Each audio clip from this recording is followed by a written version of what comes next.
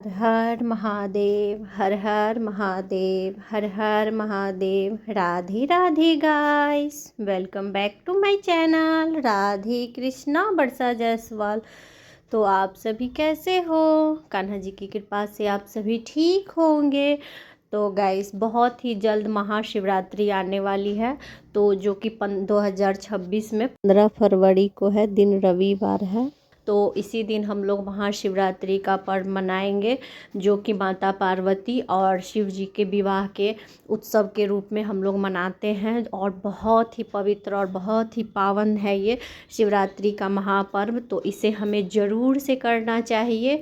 तो आज मैं आप सभी के साथ महाशिवरात्रि में लगने वाले पूजन सामग्री का सामान मैं शेयर कर रही हूँ कि क्या कौन कौन सी वो सामग्री होती है जो कि हम लोग चढ़ाकर भोले बाबा को शीघ्र अतिशीघ्र प्रसन्न कर सकते हैं। तो गाइस, ऐसा नहीं है कि जो हमारे पास इतना सारा सामान होगा तभी हम लोग पूजा करेंगे और भोले बाबा तभी हम पे प्रसन्न होंगे। आपके पास इसमें से जो भी सामग्री हो आप वो चीज़ चढ़ाएं और भोले बाबा का पूजन करें। अगर कुछ नहीं हो तो एक बेलपत्र और एक लोटा जल ही आप भोले बाबा को अर्पित करें, उससे भी भोले बाबा उतना ही प्रसन्न होते हैं जितना कि हम सारे सामग्री चढ़ाकर भोले बाबा को प्रसन्न कर सकते हैं। लेकिन यथाशक्ति तथा भक्ति, जितना हमें शक्ति हो हमें उतना ज़रूर करना चाहिए। तो ये मैं आज आप लोगों के साथ सारी सामग्री की वीडियो शेयर कर रही हूँ। बहुत से सामान इसमें हो सकते हैं जो कि नहीं हो, लेकिन मेरे पास जितना सामान है मैं उतना सामान आप लोगों को दिखाती हूँ। बहुत सा सामान है जो कि मैं आप लोगों को बता दूँगी, जो कि मुझे अभी नहीं मिल पाया है, जो कि शिवरात्रि जब नज़दीक आती है तो उस टाइम पे मिल जाता है। तो आप लोग उस सामान को भी उसमें ज़रूर से ऐड कर लीजिएगा। और गाइस, आप लोगों को महाशिवरात्रि में लगने वाले पूजन सामग्री का वीडियो कैसा लगा आप लोग मुझे प्लीज़ कमेंट करके बताइएगा। और गाइस, महाशिवरात्रि से जुड़ा हुआ अगर कोई भी सवाल हो तो आप मुझसे पूछ सकते हैं। महाशिवरात्रि से जुड़ा हुआ आप लोग कौन सा वीडियो देखना चाहते हैं तो वो भी मुझे कमेंट कीजिएगा, तो मैं आप लोगों के लिए वो वीडियो ज़रूर से लेकर आऊँगी। तो आइए हम लोग सामान देख लेते हैं कि क्या कौन सी वो सामग्री है जो कि हमें पूजा में ज़रूर से शामिल करना चाहिए। तो यहाँ पे आप लोग देख सकते हैं गाइस कि ये सबसे पहले ये शुद्ध जल है। तो जल तो हमें ज़रूर से रखना चाहिए, क्योंकि भोले बाबा को अगर सबसे अधिक कोई चीज़ प्रिय है तो वो जल है। तो जल हमें ज़रूर से रखना चाहिए। और यहाँ पे ये गंगा जल है, तो आप चाहे तो जल में मिश्रित करके गंगा जल रख सकते हैं, या फिर आप चाहे तो अलग से भी गंगा जल रख सकते हैं। तो यहाँ पे मैं पंचामृत तैयार कर ली हुई हूँ। तो आप चाहे तो एक साथ ही सभी को दूध में मिक्स कर ले पंचामृत को, या फिर आप अलग अलग भी अभिषेक करें, क्योंकि महापर्व है तो महापर्व पे हमें अलग अलग बाबा का अभिषेक करना चाहिए। तो इसीलिए यहाँ पे आप लोग देख सकते हैं कि मैं सारी सामग्री को अलग अलग तैयार की हुई हूँ। तो ये सबसे पहले ये शुद्ध जल है, उसके बाद ये गंगा जल है, ये गाय का कच्चा दूध है, और ये दही है, और ये गाय का घी है, और ये शहद है, ये शक्कर है, और यहाँ पे ये आप लोग देख सकते हैं गाइस कि ये चीनी है। तो जिनको भी गुड़ का शक्कर नहीं मिले तो वो चीनी से भी अभिषेक कर सकते हैं, और या फिर आप चाहें तो आप दोनों ही चीज़ें चढ़ा सकते हैं। तो ये सारी चीज़ें अभिषेक के लिए है। और यहाँ पे गुलाब जल है, और ये इत्र है। तो इत्र से और गुलाब जल से भी हमें ज़रूर से भोले बाबा का अभिषेक करना चाहिए।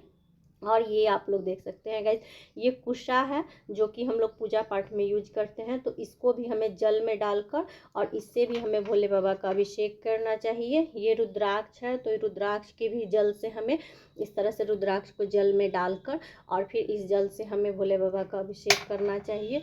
वैसे अभिषेक करने के लिए बहुत सारी चीज़ें होती हैं जिससे कि हम अभिषेक कर सकते हैं, लेकिन कम से कम हमें इन 5 चीज़ों से भोले बाबा का महाशिवरात्रि के दिन अभिषेक ज़रूर से करना चाहिए। तो आप चाहे तो गन्ने के रस से कर सकते हैं, भांग के रस से कर सकते हैं, अनार के रस से कर सकते हैं, गुड़ के पानी से कर सकते हैं, गिलोय के पानी से कर सकते हैं। तो बहुत सारी चीज़ें हैं जो कि आप, बहुत सारी सामग्री है जिनसे कि हमें बाबा का अभिषेक करना चाहिए।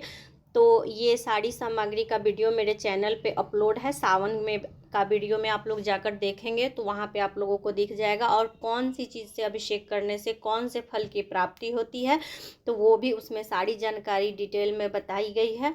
तो आप लोग वहाँ पे जाकर मेरे वीडियो को चेक कर सकते हैं।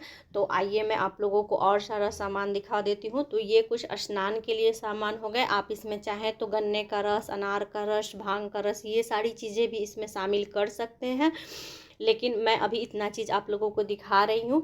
और यहाँ पे ये आप लोग देख सकते हैं गाइस कि ये चुनरी है। तो माता पार्वती के लिए हमें लाल चुनरी ज़रूर से रखनी चाहिए। और यहाँ पे ये 5 श्रृंगार का सामान है। ये चूड़ी, बिंदी, सिंदूर, ये रबड़ और ये पाँव रंगने का महावर है। तो ये 5 श्रृंगार का सामान है। और ये माता पार्वती के लिए चुनरी है। तो हमें ये ज़रूर से चढ़ाना चाहिए महाशिवरात्रि के दिन, क्योंकि इस दिन सिर्फ भोले बाबा का ही पूजन नहीं होता है, माता गौरी का भी साथ साथ ही पूजन होता है। तो माता गौरी को आप मेहंदी भी चढ़ाएं। तो अभी मेरे पास ये सामान है, तो अभी मैं मंगवाऊंगी और सारे सामान को, तो आप उसमें मेहंदी भी ज़रूर से शामिल करें तो माता पार्वती को। और ये सारी सामान से आप भोले बाबा का अभिषेक करें, माता पार्वती का भी अभिषेक करें। तो अगर आप चाहें तो अगर आपके घर में शिवलिंग हो तो आप वहाँ पे भी इन सारी चीज़ों से अभिषेक करके बढ़िया से पूजा कर सकते हैं, या फिर आप चाहें तो शिवालय जाकर भी पूजा कर सकते हैं। या फिर अगर आपके घर में भी शिवलिंग नहीं हो और मंदिर भी आप नहीं जा सकते हो, क्योंकि आपके घर के आसपास अगर मंदिर नहीं हो, तो आप घर में ही पार्थिव शिवलिंग का निर्माण करें मिट्टी लाकर, और उससे भी पूजन करें। या फिर अगर आपको मिट्टी नहीं मिल रहा हो तो मार्केट में बड़ी ही आसानी से रामरस मिट्टी मिल जाती है। तो वो आप एक पैकेट मंगा लें और उससे बहुत ही सुंदर सा शिवलिंग बनाएं और माता पार्वती, गणपति जी सभी को बनाकर स्थापित करें और वहाँ पे आप पूजन करें। या फिर आप चाहें तो फोटो पे भी पूजा कर सकते हैं। तो आपकी जैसी इच्छा हो आप उस तरह से कर सकते हैं। माता पार्वती का अगर आपके पास फ़ोटो हो या फिर गणपति जी का फ़ोटो हो तो आप वहाँ पे पूजन कर लें, और सिर्फ लिंग का निर्माण करके मिट्टी से और आप भोले बाबा का पूजन कर लें।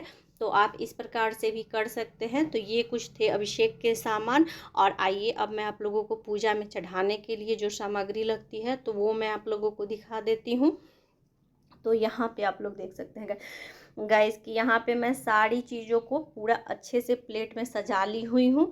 तो यहाँ पे सर्वप्रथम मैं आप लोगों को दिखाती हूँ। यहाँ पे मैं 2 दीपक रखी हुई हूँ। तो एक मैं फूलबत्ती का दीपक रखी हूँ जिससे कि मैं आरती करूँगी, और यहाँ पे एक दीपक मैं रखी हुई हूँ। ये सर्वप्रथम जब भी हमें पूजा शुरू करनी चाहिए तो उससे पहले हमें दीप जलाना चाहिए। तो उसके लिए यहाँ पे मैं एक अलग से दीप रखी हुई हूँ। तो आप लोग भी पूजा में ज़रूर से 2 दीपक रखें, एक दीपक से ही पूजा नहीं करें। पूजा शुरू होने से पहले हमें दीप धूप ज़रूर से जलाना चाहिए। तो आप लोग यहाँ पे देख सकते हैं कि यहाँ पे मैं दीपक, धूप, माचिस और यहाँ पे दीपक में कपूर और ये धूप बत्ती सारी चीज़ें मैं रखी हुई हूँ। तो सबसे पहले हमें पूजा करते समय धूप दीप ज़रूर से जलाना चाहिए। और यहाँ पे आप लोग देख सकते हैं कि यहाँ पे मैं रुद्राक्ष की माला भी रखी हुई हूँ। तो अगर आप मंदिर में अगर आप पूजा करते हैं तो आप चाहें तो इसे जप भी कर सकते हैं, या फिर आप भोले बाबा का श्रृंगार रूपी में आप फूल का माला, रुद्राक्ष का माला, आपको जो भी इच्छा हो तो आप श्रृंगार में भोले बाबा को ये माला अर्पित कर सकते हैं। आप चाहें तो अगर रुद्राक्ष का माला अगर आप नहीं अर्पित कर सकते हैं तो आप फूल का भी माला अर्पित कर सकते हैं। और यहाँ पे आप लोग देख सकते हैं गाइस कि ये चावल है। तो चावल हमें पूजा में ज़रूर से रखना चाहिए, इसको हम लोग अक्षत कहते हैं। और इसका आप लोग ध्यान रखें कि ये टूटे हुए बिल्कुल भी ना हो, ये पूरे खड़े चावल होने चाहिए। तो यहाँ पे आप लोग देख सकते हैं कि यहाँ पे मैं अक्षत के लिए चावल रखी हुई हूँ और यहाँ पे गेहूँ रखी हुई हूँ। तो गेहूँ है ये, और इसमें मैं सफ़ेद और वाइट दोनों ही तिल मिक्स करके रखी हुई हूँ, आप लोग देख सकते हैं। तो यहाँ पे ये नीचे चला गया हुआ है, तो इसमें सफ़ेद और काला दोनों ही तिल है। तो यहाँ पे मैं तिल रखी हुई हूँ। और ये आप लोग देख सकते हैं कि ये जौ है, तो पूजा में हमें जौ भी ज़रूर से रखना चाहिए। और गैस ये चने की दाल है और ये अरहर की दाल है। आप लोग चाहें तो मसूर की भी दाल चढ़ा सकते हैं, लेकिन मैं नहीं चढ़ाती हूँ। तो यहाँ पे ये अष्ट अनाज होते हैं जो कि मैं भोले बाबा को प्रतिदिन अर्पित करती हूँ। और अगर आप चाहें तो इन सभी को एक साथ मिक्स कर सकते हैं। यहाँ पे ये काली मरीच है और ये मूंग है। तो ये 1 2 3 4 5 6 7 8, ये 8 प्रकार के अनाज हैं, आप लोग देख सकते हैं। तो आप चाहें तो इन सभी को एक साथ मिक्स कर ले और थोड़ा थोड़ा प्रतिदिन चढ़ाएं, या फिर आप इस तरह से अलग अलग मैं आप लोगों को दिखाने के लिए यहाँ पे रखी हुई हूँ। तो आप इस तरह से भी भोले बाबा को चढ़ा चढ़ा सकते हैं और इससे आप पूजन कर सकते हैं। तो ये हमें ज़रूर से अर्पित करना चाहिए। इन सभी को चढ़ाने का अलग अलग फल होता है। तो आइए मैं आप लोगों को आगे दिखाती हूँ कि और क्या क्या चीज़। और यहाँ पे आप लोग देख सकते हैं गाइस कि ये सिंदूर है। तो ये पीले वाले जो सिंदूर होते हैं तो वही है। तो माता पार्वती को, गणपति जी को हमें सिंदूर ज़रूर से अर्पित करना चाहिए। तो सिंदूर हमें पूजा में ज़रूर से रखना है। और यहाँ पे ये अष्टगंध चंदन है और ये रोली है। तो ये भी हमें पूजा में ज़रूर से रखना है, क्योंकि ये भी चीज़ें बहुत ही ज़्यादा ज़रूरी होती हैं ये दोनों। और यहाँ पे ये मौली है। तो ये हमें वस्त्र रूपी मौली, भोले बाबा को, गणपति जी को चढ़ाने के लिए ये मैं वस्त्र रूपी मौली रखी हुई हूँ। और ये सफ़ेद चंदन है जो कि भोले बाबा को बहुत ही ज़्यादा प्रिय होता है। आप लोग देख सकते हैं इस तरह का मार्केट में ये मिल जाता है। तो ये सफ़ेद चंदन भी मैं रखी हुई हूँ। यहाँ पे अष्टगंध चंदन भी मैं रखी हुई हूँ और सफ़ेद चंदन भी रखी हुई हूँ। तो दोनों ही चंदन मैं लगाऊंगी भोले बाबा को। और ये कमल गट्टा है। तो अगर आपको कमल के पुष्प मिल जाते हैं तो आप कमल के पुष्प भोले बाबा को अर्पित करें। नहीं तो आप जल में भी कमल गट्टा डालकर और उससे भी भोले बाबा को स्नान करा सकते हैं। और ऐसे भी आप चाहें तो कमल गट्टा भोले बाबा को अर्पित कर सकते हैं। और यहाँ पे ये आप लोग देख सकते हैं गाइस कि ये भांग है। तो भांग ये मैं सुखाकर उसकी पत्तियों को और रखी हुई हूँ। अगर आपको हरे भांग मिल जाए तो आप वो चढ़ाएं, और अगर नहीं मिले तो आप इस तरह से सुखाकर और रख ले और उसको आप भोले बाबा को ज़रूर से चढ़ाएं, क्योंकि भोले बाबा को भांग बहुत ही ज़्यादा प्रिय है। और ये रुद्राक्ष की माला जिससे कि आप जाप कर सकते हैं, और या फिर आप नया मंगाकर भोले बाबा को अर्पित भी कर सकते हैं। और यहाँ पे आप लोग प्लेट में देख सकते हैं गाइस कि यहाँ पे सौंफ, पान का पत्ता, मिश्री, इलायची, लौंग, कसैली, ये सारी चीज़ें हैं। तो इन सभी चीज़ों को हमें भोग के बाद बाबा को अर्पित करना चाहिए। और एक सिक्का भी है जो कि हमें दक्षिणा रूप में अर्पित करना चाहिए। तो आप चाहें तो इसमें और भी पैसा 11 रुपया, 21 रुपया, 151 रुपया, इस तरह से आपको जितनी इच्छा हो आप रख सकते हैं। तो भोजन के बाद हमें पान, कसैली, लौंग, इलायची का भी भोग ज़रूर से लगाना चाहिए और भोजन दक्षिणा हमें ज़रूर से रखना। और जैसा कि आप सभी को पता है कि फागुन के महीने में महाशिवरात्रि का पर्व आता है, तो इसलिए हमें गुलाल ज़रूर से भोले बाबा को, माता पार्वती जी को अर्पित करना चाहिए। तो आप चाहें तो एक कलर का भी गुलाल अर्पित कर सकते हैं। यहाँ पे मैं 4 कलर का गुलाल रखी हुई हूँ, पीले रंग का, हरे रंग का, गुलाबी रंग का और ये नीले कलर का। और ये अबरक है। तो अबरक भी हमें ज़रूर से अर्पित करना चाहिए भोले बाबा जी को। और यहाँ पे ये आप लोग देख सकते हैं गाइस कि ये मैं अपने घर में भस्म बनाकर तैयार की हूँ। ये बेल का भस्म है। और अगर आपके पास नहीं हो तो आप इस तरह का, आप लोग देख सकते हैं कि ये भस्म मिलता है मार्केट में, तो आप उसको भी मंगा करके और उससे भी पूजन कर सकते हैं। यहाँ पे हल्दी का पाउडर है, तो आप इसको भी ज़रूर से पूजा में शामिल करें। और ये जनेऊ है। तो यहाँ पे ये जनेऊ है और ये धूप बत्ती है, आप लोग देख सकते हैं। तो ये धूप बत्ती और जनेऊ जो होता है वो भोले बाबा जी को और गणपति जी को हम लोग अर्पित करते हैं। और धूप बत्ती भी मैं जलाने के लिए यहाँ पे रखी हुई हूँ। और ये रुई रखी हुई हूँ जिसमें कि इत्र लगाकर हम लोग माता पार्वती जी को अर्पित करेंगे, तो उसके लिए। तो ये सारे सामान हैं जो कि हमें पूजा में ज़रूरत लगेगी। लेकिन ऐसा नहीं है कि सारे सामान होने ही चाहिए। आपको जो मिल जाए वो आप चढ़ाएं, जो नहीं मिले उसके लिए कोई बात नहीं है। और यहाँ पे ये मैं आपको दिखा देती हूँ कि ये ड्राई फ्रूट्स हैं। तो पंचमेवा भी हमें भोग ज़रूर से लगाना चाहिए भगवान को। और ये आप लोग देख सकते हैं गाइस कि ये बेर का फल है। तो ये बेर का फल हमें महाशिवरात्रि के दिन ज़रूर से भोले बाबा को चढ़ाना चाहिए। और भी आपको सीजनल जो भी फल मिल जाए तो वो आप भोग में बाबा को चढ़ा सकते हैं। तो यहाँ पे लेकिन बेर हमें ज़रूर से चढ़ाना चाहिए। आप 1-2 पीस ही चढ़ाएं, लेकिन ये बेर हमें ज़रूर से चढ़ाना चाहिए। तो यहाँ पे ये मैं फल रखी हुई हूँ भोग में लगाने के लिए। और यहाँ पे ये पंचमेवा रखी हुई हूँ मैं। तो ये भोग के लिए हो गया। तो आइए अब हम लोग फूल बेलपत्र देख लेते हैं कि हमें कौन कौन सी वो चीज़ें हैं जो कि हमें लगेंगी। तो यहाँ पे आप लोग देख सकते हैं गाइस कि भोले बाबा का सबसे प्रिय जो होता है वो होता है बेलपत्र। तो आप देख सकते हैं कि यहाँ पे ये बिल्कुल भी कटे फटे नहीं हैं और बिल्कुल अच्छे अच्छे बेलपत्र है। तो आप 11, 151, 51 आपको जितना मिल जाए आप इस तरह से सुंदर सुंदर बेलपत्र को तोड़े और वो भोले बाबा को आप अर्पित करें। इससे भोले बाबा बहुत ही ज़्यादा प्रसन्न होते हैं। और यहाँ पे ये आप लोग देख सकते हैं कि ये धतूरे का पुष्प है। यहाँ पे मैं आप लोगों को दिखा दी, ये धतूरे का पुष्प है।